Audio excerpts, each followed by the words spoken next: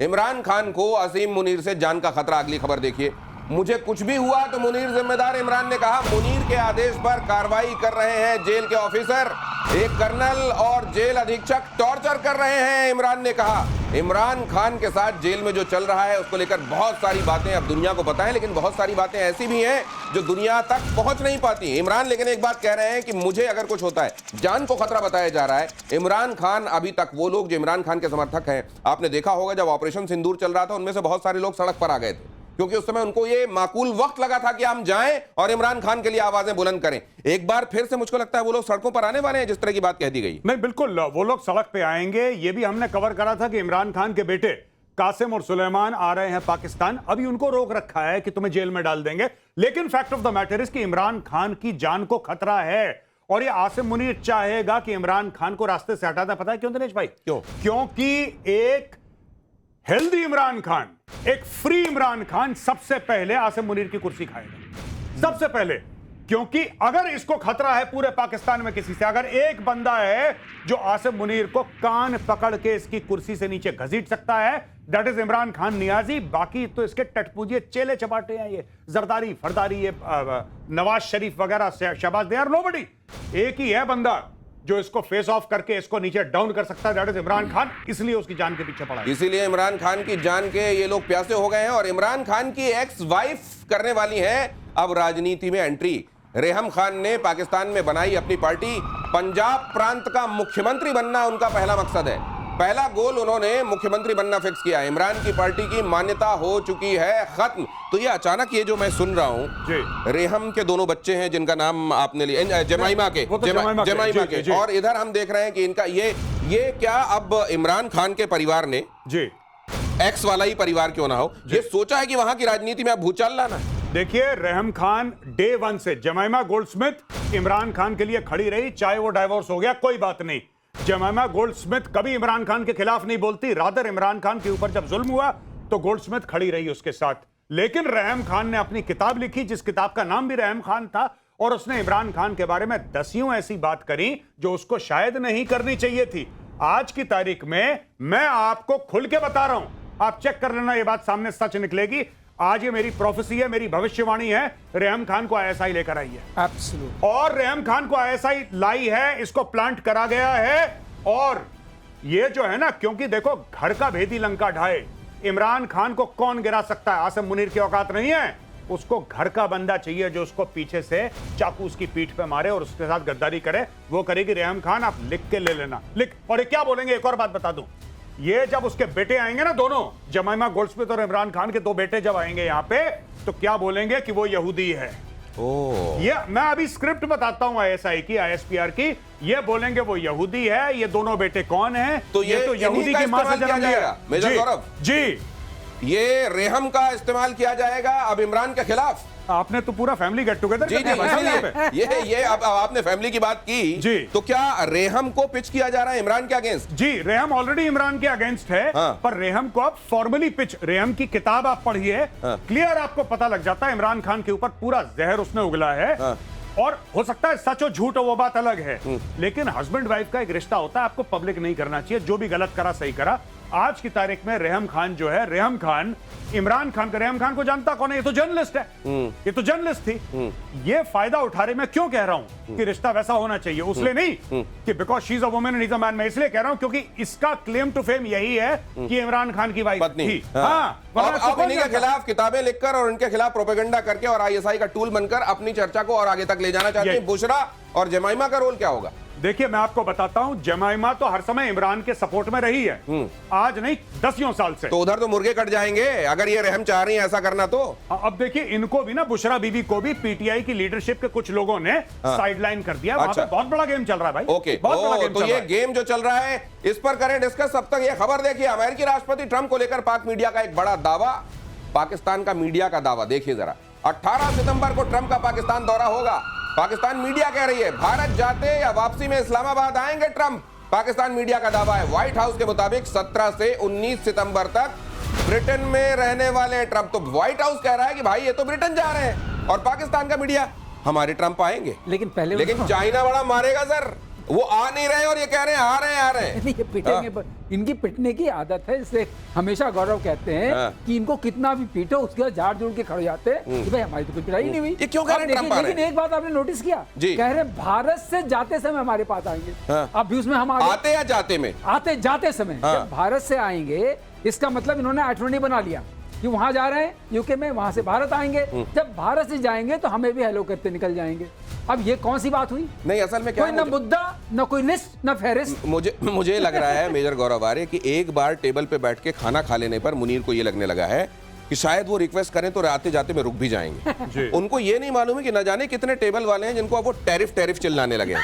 तो ये शायद इसी खुशफहमी में इन्होंने ये बात कह दी होगी मीडिया को। पर ये बात पाकिस्तान की एक ताकत है जो भारत के पास भी नहीं है, ये मैं आपको आज बता दूं।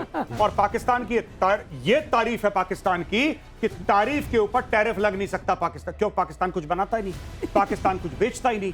अब वो अपने आप को सेफ महसूस कर रहे हैं कि साहब हम तो कुछ बनाते नहीं है। और जहां तक ये बात है ना, ये पाकिस्तानी मीडिया ने फैला दी कि ट्रंप आ रहा है, ट्रंप आ रहा है। ये वैसी खबर है कि इंडिया के साथ लड़ाई हुई थी ऑपरेशन सिंदूर में, हम जीत गए। अब झूठ तो बोल ही सकते हैं, झूठ बोल दिया इन लोगों ने। तो मैं एक डिस्क्लेमर चला रहा हूं, मेजर गौरव आर्य ने कहा कि लेकिन यहाँ पे चैनल चल रहा है इसलिए जिम्मेदारी के साथ मैं कह रहा हूं, बनाते हैं वो लोग थर्मोकॉल और गत्ते के फाइटर जेट्स बनाते हैं, आप ऐसा कह रहे हैं? हाँ, ऐसे वाले। और कटोरा भी आप भूल गए, बताइए। और अगली खबर देखिए, बलूचिस्तान में पाकिस्तानी सैनिकों पर 2 अटैक। बीएलएफ ने मेजर समेत 10 सैनिकों को मारा। क्वेटा कराची हाईवे और कलात में हमला, सैन्य वाहनों को टारगेट कर आईडी ब्लास्ट किया। ये लीजिए, यहां पर देखिए जरा क्या हो रहा है। और बता रहे थे मेजर गौरव आर्य कि उधर से अगर काफिला आ रहा होता है आर्मी का वहां की, तो जैसे ही देखता है बलूच खड़े हुए हैं, यू टर्न लेके वापस चला जाता है। ये लोग भाग जाते हैं और अब और तेज भागेंगे क्योंकि अब ये हो गया आईडी का अटैक। अच्छा, ये लोग क्या करते हैं बलूच ना, मैं बता रहा हूं, ये मैंने कभी ऐसा नहीं देखा। ये एक तो आईडी से पाकिस्तानी जो गाड़ियां हैं उसमें पाकिस्तानी सैनिक बैठे हैं, उनको उड़ाते हैं। ये देखिए ना सर, ये तस्वीरें, बल्कि दर्शकों को बता भी दीजिए यहाँ चल क्या रहा है। भाई साहब, उसका वीडियो भी बनाते हैं ये लोग।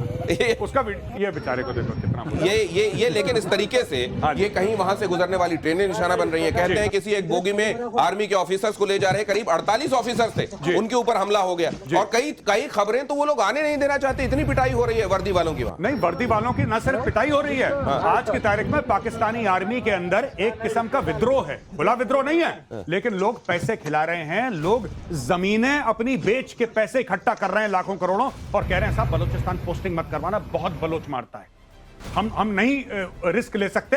और ये हो रहा है पाकिस्तान में, people are refusing to get posted to Balochistan. ये अगर दिनेश नोटिस करिए, कलात जगह जो है वो कलात वाली वही जगह थी ना जो खान साहब की थी, खान ऑफ कलात। हाँ, Khan of Kalat, Khan of कलात। तो कहते हैं यहाँ रहना नहीं है, अच्छा, यहाँ आए तो फिर पिटाई होगी। खान ऑफ कलात के साथ गद्दारी करी थी जिन्ना ने, जब इन्होंने खान अब्दुल गफ्फार खान की बात कर रहे हैं? नहीं, खान अब्दुल गफ्फार खान तो फ्रंटियर गांधी है, ठीक है। मैं खान ऑफ कलात जो वहां के रूलर थे, अच्छा, उनके साथ गद्दारी करी थी, एक झूठे अग्रीमेंट पे साइन करवाया था। और you know, Balochistan was a free country before India became free. Pakistan create नहीं हुआ था, उसके कुछ समय तक पहले Balochistan was a free country. तो ये तो बड़ी ज्यादती। नहीं, जिन्ना ने हाथ मिलाया, गले मिला, फिर उसकी पीठ पे। जिन्ना जैसा धोखेबाज नहीं। आपको जिन्ना की एक बात मैं बता दूं, घिन आएगी आपको। जिन्ना का एक पारसी दोस्त था, उसकी 14 साल की बेटी, जो उसको मतलब मानती थी कि मेरे बाप का दोस्त है। जिन्ना उस अपने दोस्त को, जिसके साथ जिन्ना ने हम प्याला हम निवाला, उसको अपना भाई मानता था, उसकी 14 साल की बेटी के साथ जिन्ना भाग गया था। भाई, ये जिन्ना का कैरेक्टर है, ये जिन्ना का कैरेक्टर है। और ऐसे कैरेक्टर वाले जिन्ना कायदे आजम है पाकिस्तान के। पाकिस्तान ने तुर्की के साथ ड्रोन डील को रद्द किया। अगली खबर देखिए, 7,500 करोड़ रुपयों की ड्रोन डील रद्द। ऑपरेशन सिंदूर में फेल हुए थे तुर्की के ड्रोन। भारतीय एयर डिफेंस सिस्टम ने तुर्की के ड्रोन को नाकाम कर दिया था। ये हिमाकत कि भीख मांग के हथियार लेने वाला देश कह रहा है हमको तुम्हारे ड्रोन नहीं चाहिए। देखो, ये पहली बार हुआ कि एक सही काम किया। जो ड्रोन किसी काम के नहीं है उनको लेके क्या करना था, मगर अंदर की बात ये होगी जो गौरव हमेशा बताते हैं, पैसे ही नहीं थे, तुर्की ने ही डील खत्म कर दी होगी। अच्छा, अब ये बता रहे हैं कि हमने खत्म कर दी। अंगूर खट्टे हैं, अंगूर खट्टे हैं। आप एडवांस दोगे नहीं और ड्रोन ले लोगे। सिर्फ अंगूर खट्टे नहीं है। अब आप देखिए, इस खबर को पहली खबर से मिलाइए। बात यह है कि Pakistan, according to this news, ये खबर कहती है कि पाकिस्तान कह रहा है कि हमें तुर्की के ड्रोन इस्तेमाल नहीं करना है। तो आसिम मुनीर बेच क्या रहा है? अच्छा, वो अच्छा, भाई अच्छा। कह रहा है कि हम इस्तेमाल नहीं करेंगे, लेकिन बेच के अगर तुम मुझे 10% दे दोगे तो चलेगा, फिर मैं कूड़ा भी बेच दूंगा। कोई मतलब बात मैं नहीं खरीदूंगा लेकिन इस सामान का सेल्समैन बन जाऊंगा। हाँ, यही ये देखिए, ये बड़ी खबर है। और वैसे में जब टर्की ने केवल ड्रोन नहीं दिए थे, अपने पायलट तक दिए थे कि वो जो उनको कंट्रोल करेंगे, चलाएंगे, और उनकी वहां मौत तक हुई थी ऑपरेशन सिंदूर में। और ऐसे में अगर वो कह रहा है कि मैं ड्रोन नहीं लूंगा, तो बेशक ये पोस्चरिंग हो, बेशक जेब में पैसे नहीं हो, इसलिए वो ऐसा कह रहा हो, लेकिन टर्की आज नहीं तो कल इस बात को गांठ की तरह अपने पास रखेगा और इसका बदला जरूर लेगा। भारतीय सेना को मिली 48,000 AK-203 गन। अभी ये AK-203 क्या है? AK-47 तो आप सुनते रहे, अभी बताएंगे हमारे एक्सपर्ट। दुनिया की सबसे खतरनाक मेड इन इंडिया राइफल। हर महीने 12,000 राइफल्स बनाने का टारगेट है। हर महीने 12,000 राइफलें, सालाना करीब 1.5 लाख राइफलें बनाई जाएंगी। और ये आपके ही अपने देश में अमेठी में बनाई जा रही है राइफल। बाकी बताएंगे मेजर गौरव आर्य। जी जी जी, ये जो AK सीरीज हैं, ये भारत के लिए क्यों अच्छी मानी गई? क्योंकि Indian army has been using this for a very long time. Sir ये वही है ऑटोमेटिक क्लाशनिकोव जिसको AK कहते हैं, वही है ये सर? ये जी जी जी, अच्छा। ये वही है, रशियन है, और उसका लेटेस्ट वर्जन है AK-203, जैसे आपने बताया कि अमेठी में बन रही है। ये है 7.62 × 39, ये इसका कैलिबर है। बहुत शानदार वेपन है, और मैं इसको देख चुका हूं, पकड़ चुका हूं, और फायरिंग रेंज में हम लोग थे, मैं गया था शूट करने के लिए, और मैंने देखा बहुत स्टेबल वेपन है। AK-47 जो है इतना स्टेबल नहीं है। अच्छा। It is not stable. मतलब AK-47 ये है कि रिलायबल बड़ा है भाई, कीचड़ में चला जाए, कुछ भी चला जाए चलेगा जरूर। पर जब आप AK-47 को जब आप फायर करते हैं तो उसका जो मजल ऐसे राइज करता है 1 बजे और 2 बजे के बीच में, जैसे 12 बजे, 1 बजे, 2 बजे, उसके बीच में राइज करता है उसका मजल। AK-47 का ये ऐसा है, अगर आप ऑटोमेटिक फायर करें तो बिल्कुल सीधा स्टेबल वेपन है ये। अच्छा अच्छा ये अच्छा बहुत अच्छा, स्टेबल ये वेपन है। बड़ी इंपॉर्टेंट बात आप बता रहे हैं। ये AK-47 को लेकर, ये जो आप उसकी नली को लेकर बता रहे जी, जी, हैं जी, कि बिल्कुल। अगर आपने, ये थोड़ा क्लोज कीजिए जरा, ये बताएंगे इसको, अगर आप जब आप बंदूक चलाते हैं, जी। और बंदूक, और जाहिर है ये काइनेटिक एक्शन है, जब आप बंदूक चलाते हैं तो उसमें फायर तो होता है लेकिन बंदूक हिलती है। बंदूक हिलना, मेरे ख्याल से आप ये बता रहे हैं कि जब फायर किया जाता है तो बंदूक जब हिलती है, इसमें हिलन कम है। जी, मजल लिफ्ट होता है जब आप वेपन फायर करते हैं, तो मजल लिफ्ट होता है, क्योंकि लगातार ये 500-600 राउंड पर मिनट की स्पीड से फायर करता है, तो वेपन ऊपर की तरफ जाता है, ऊपर की तरफ उठता है। AK-47 में बहुत होता है ये, लेकिन AK-203 में इसका लिफ्ट बहुत कम है, और ये वेपन एकदम स्टेबल रहता है। तो जैसे आपने ये फायर करा तो ये ऐसे लगातार फायर करेगा, और लिफ्ट इसका कम है, यानी कि एक्यूरेसी बहुत ज्यादा है। मतलब आप ये कह रहे हैं कि AK-47 के साथ तो ये था कि वो कीचड़ में चला जाए, पानी में चला जाए, कहीं भी अगर चलाओगे तो चलेगा।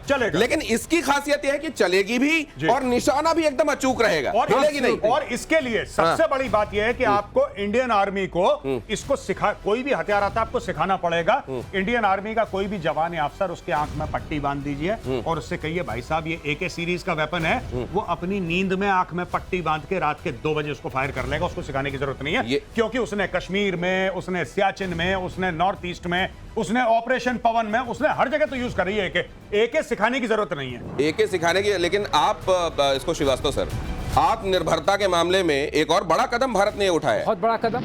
हमारी पूरी इन्फेंट्री की जो राइफल्स हैं वो अपने आप में इंडिपेंडेंट हो गई। हाँ? आप ये समझिए, एम्यूनेशन और उसको चलाने की जो चीज है, जैसे इस केस में AK सर, लेकिन इतना प्रोडक्शन अगर ये हो रहा है तो क्या ये जो मौजूदा AK है उसको रिप्लेस करेगी? टोटली उसी के लिए बना है। ये इंसास जो है हमारी 5.56 इंसास है। सर बिल्कुल ठीक कह रहे हैं कि AK को भी रिप्लेस करेगी जो है। और जो हमारे पास इंसास है राइफल, जो हम लोग यूज करते चले आए हैं, और पिछले आई थिंक 30 इयर्स से हम लोग इस्तेमाल कर रहे हैं इंसास को, जो कि इतनी अच्छी राइफल नहीं है बाय द वे, क्योंकि मैं AK के साथ भी मैंने ऑपरेशन करे हैं, ड्यूटी करी है, और मैंने इंसास के साथ भी करी है। मैं जिम्मेदारी के साथ कहता हूं कि AK platform is 100 times better than INSAS.